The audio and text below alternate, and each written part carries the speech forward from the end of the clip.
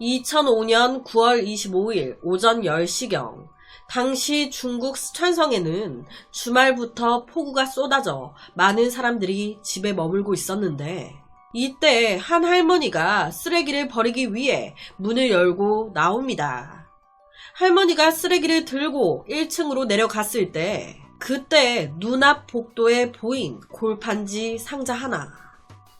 원래 없던 상자인데 할머니는 조금 당황해하면서 상자 쪽으로 천천히 다가갔고 상자 근처까지 갔을 때 굳이 상자 안을 들여다보지 않아도 안에 들어있는 게 뭔지 노인은 알 수 있었습니다.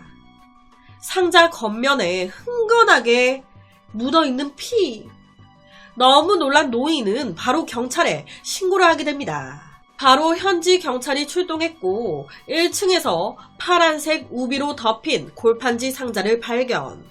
겉으로 보기에는 주민들이 임의로 버린 쓰레기처럼 보였지만 그 골판지 상자를 열었을 때 주위에 있던 모든 사람들은 충격을 받았습니다. 상자 안에 있던 건 손과 머리가 없는 여성의 몸통, 그리고 여성의 하반신. 현지 경찰이 즉각 추가 경찰력을 투입해서 현장을 봉쇄했고 곧바로 수사에 착수했습니다. 지금 발견된 게 손과 머리가 없는 몸통과 하반신이에요. 딱 드는 생각이 그럼 손과 머리는 어디 있어? 그렇게 멀지 않은 곳에 있었습니다. 경찰은 현장을 차단하고 단서를 찾기 위해 해당 건물을 다 둘러보기 시작했습니다.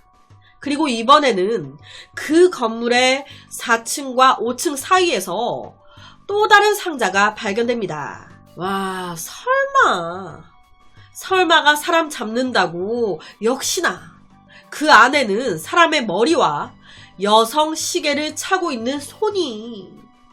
그렇게 고인의 몸이 모두 합쳐졌습니다. 그렇다면 이제 해야 할 건 피해자의 신원을 밝히는 것. 경찰은 기술적 분석을 통해서 고인의 외모와 체형을 대략적으로 알 수 있었습니다. 나이는 중년에 약간 뚱뚱하고 단발에 괜찮은 외모, 키는 한 160대 여성. 시신 상태로 봤을 때 아무래도 피해자는 불과 한두 시간 전에 이런 일을 당한 걸로 보였습니다. 그러니까 살인범은 매우 짧은 시간 안에 범행을 저질렀고 골판지 상자에 담아 유기했다라는 말이 되는 거죠. 여러 가지 탐문 조사 결과 피해자는 당시 36살이었던 탕홍이라는 여성. 그런데 좀 이상했어요. 이 탕홍은 이 건물에 살고 있는 여자가 아닌데? 시신으로 발견된 이 장소에서 무려 10마일 이상 떨어진 곳에 살고 있는 여자가 왜 낯선 이곳에서 이렇게 발견된 걸까?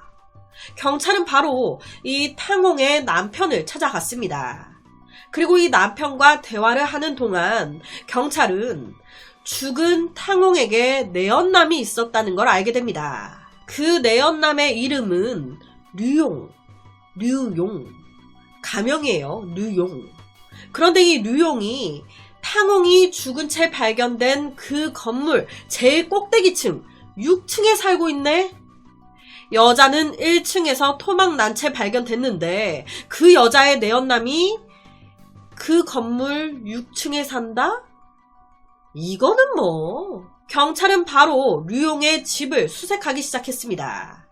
류용은요, 자기는 아무것도 모른다 딱 잡아뗐어요. 집도 깨끗해 보였습니다.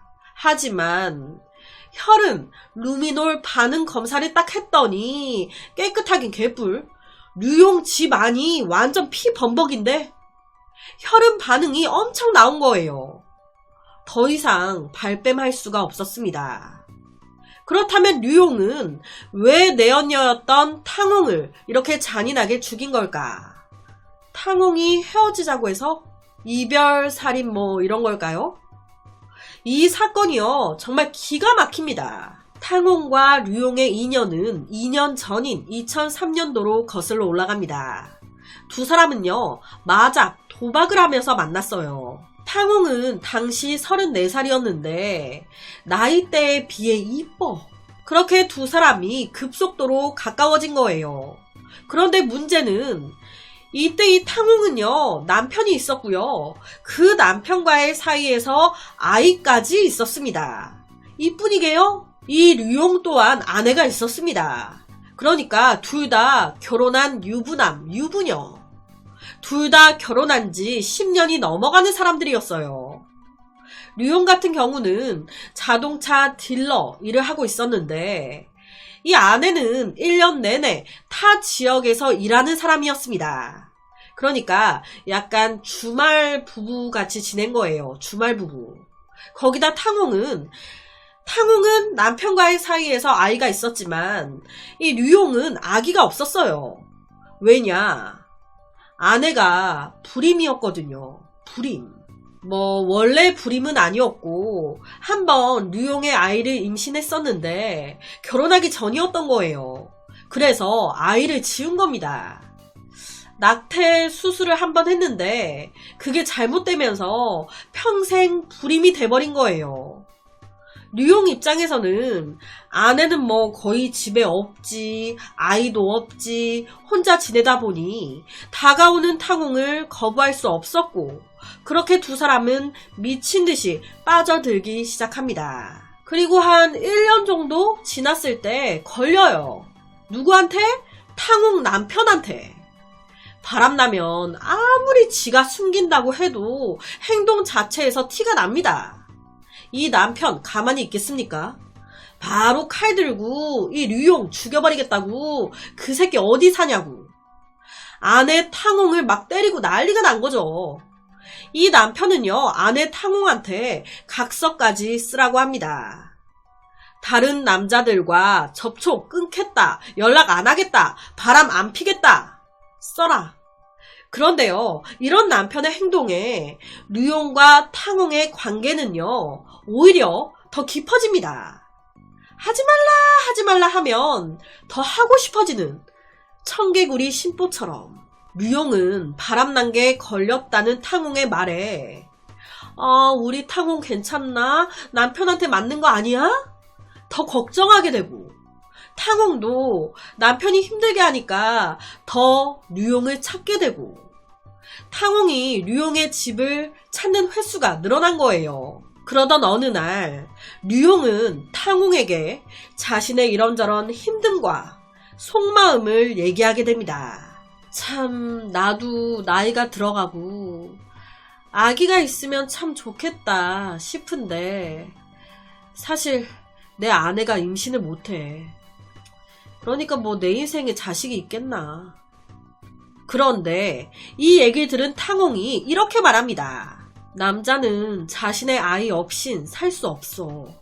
당신 아내는 당신한테 아이를 낳아줄 수 없지만 난 달라. 난 당신 아이 낳아줄 수 있어. 내가 당신 아이 낳아줄게. 류용은요, 탕홍의 이런 말을 듣고 감동했습니다. 나이가 들어가면 갈수록 류용의 이 자식에 대한 욕구가 나날이 커지고 있었거든요. 류용에게 이 아기는 정말 소중한 의미의 소중한 존재였습니다. 평생 가질 수 없다고 생각하고 살았는데 낳아준다고 하니 얼마나 좋았겠어요. 자, 여기까지 들으면 약간 탕홍이 내가 당신 아이 낳아줄 수 있으니 본처와 이혼하고 나한테 와라 라고 하는 것 같죠? 아니요, 이 뜻 아니었습니다. 탕홍은요, 마치 대리모처럼 내가 네 아이 낳아줄게. 대신 이 모든 일은 비밀로 하자. 각자의 가족을 파괴하지 않겠다는 각서를 쓰자 라고 말합니다. 진짜 내가 네 아기 낳아줄게. 대신 각자의 가정은 그대로 유지하자. 이게 끝인 거예요. 너랑 나는 끝까지 그냥 이런 관계로만 가자. 실제 류용의 아버지도 이 모든 거 알고 있었습니다. 우리 아들이 다른 여자와 바람났고 그 여자가 우리 아들 아기 낳아준다 했다. 다 알고 있었어요. 그런데 그냥 눈 감아줍니다. 왜냐? 나도 할아버지 되고 싶거든. 나도 내 손자 가지고 싶거든. 그렇게 시간이 더 흘러 2005년 1월 류용과 탕홍은 각자 가정에 거짓말을 하고 중국 다른 지역에 새살림을 차립니다. 임신 준비하려고. 그렇게 동거 생활을 하면서 정말 바로 임신해요. 이때 류용은요, 너무너무 기분이 좋았습니다. 원래 임신 초기 때 유산 가능성이 높다고 조심해야 된다고 하죠. 이 류용은요, 늘 임신한 탕홍 걱정뿐이었습니다. 하지만 임신하게 되면 여자는 호르몬의 변화가 생기면서 기분도 좀 오락가락하고 한 달, 두 달 지나면서 몸도 무거워지니까 막 짜증도 쉽게 나고 막 그러거든요. 탕홍이 임신한 후로 짜증을 엄청 내기 시작하면서 약간 둘 사이가 삐그덕거리기 시작하는 거예요. 그런 상황에서 탕홍은 얘기합니다. 나 여기 생활 너무 힘들어요. 나 고향 쓰촨성으로 돌아가서 살고 싶어. 나 돌아갈래요. 이 말에 류용은요, 별 의심 없이 알겠다고 허락을 합니다. 불편하다고 하니까, 돌아가고 싶다고 하니까. 그렇게 탕홍이 먼저 쓰촨성으로 돌아가고 한 달 후에 류용은 청천벽력 같은 소식을 듣게 됩니다. 탕홍한테 연락이 띡 왔는데, 류용, 나 새 직장을 구했어요. 그런데 매일 출퇴근하는 게 임신에 좋지 않아서 나 그냥 낙태했어요. 그렇게 알아요? 끝. 낙태했다고. 뭐야? 이런 소리에 류용은 당황할 수밖에 없었습니다. 내 애를 낳아준다며 누구 마음대로 애를 지워? 아니, 홀로 쓰촨성으로 돌아간 지 한 달 만에 이렇게 마음이 바뀐다고? 지금 옆에 인터뷰 밑에 자막이 그녀는 나를 배신했다라고 적혀 있는 거예요. 일이 손에 잡히겠습니까? 류용 바로 그냥 탕홍이 있는 곳을 찾아간 거예요. 그리고 그곳에서 보게 된 겁니다. 탕홍의 새로운 남자친구를. 여기서 꼭지가 팍 돈 거예요. 와, 너 딴 놈 생겨서 감히 내 아기를 내 허락도 없이 마음대로 지워버린 거야? 없애버린 거야? 2005년 9월 25일 탕홍은 류용에게 전화로 헤어지자고 얘기합니다. 하지만 헤어지겠습니까? 열이 뻗쳐 죽겠는데? 그러니까 이때 류용이 만나서 얘기하자, 우리 집으로 와라, 얼굴 보고 얘기하자, 이렇게 된 겁니다. 그래서 그날 탕홍이 류용 집을 찾아온 거예요. 류용은요, 어떻게든 마음을 되돌려 보려고, 서로 다시 잘 되면 다시 임신하면 되니까 살살 웃으면서 성관계를 가지려고 했습니다. 그런데 탕홍이 거부하네. 싫다네. 여기서 또 열이 뻗친 겁니다. 왜? 그 딴 새끼 때문에 이제 나랑 관계도 가지기 싫어? 그 새끼 때문에 소중한 내 아기도 네 마음대로 지운 거 아니야. 이렇게 점점 분노가 터지기 시작하면서 그대로 탕홍의 목을 졸라 죽여버린 겁니다. 탕홍이 죽은 걸 확인한 후에도 이 류용의 분노는 사그러들지 않았습니다. 생각하면 할수록 너무너무 화가 나. 낙태당한 내 아기. 그 얼마나 소중한 아기인데 낳아서 나 준다고 해놓고 누구 마음대로 지워. 그래서 토막까지 낸 거예요. 그리곤 탕홍의 시신을 2개 상자로 나눠 밖에다가 쓰레기 마냥 갖다 버려버린 겁니다. 실제로 재판을 진행하면서 류용이 살인 이유에 대해서 자기 마음대로 내 아이를 지웠다고, 낳아서 나에게 주겠다고 약속해놓고 약속을 어겨 너무너무 화가 나 죽였다고 얘기했대요. 이런 류용에게 재판부는 사형에 집행유예 2년을 선고했습니다. 사형이면 사형이지 집행유예는 또 뭐야? 싶은데, 이때 집행유예를 단 이유가 애초부터 이 탕홍과 류용 두 사람의 관계가 잘못됐고 부도덕에 의한 살인이라서 그렇다고 하더라고요. 부도덕.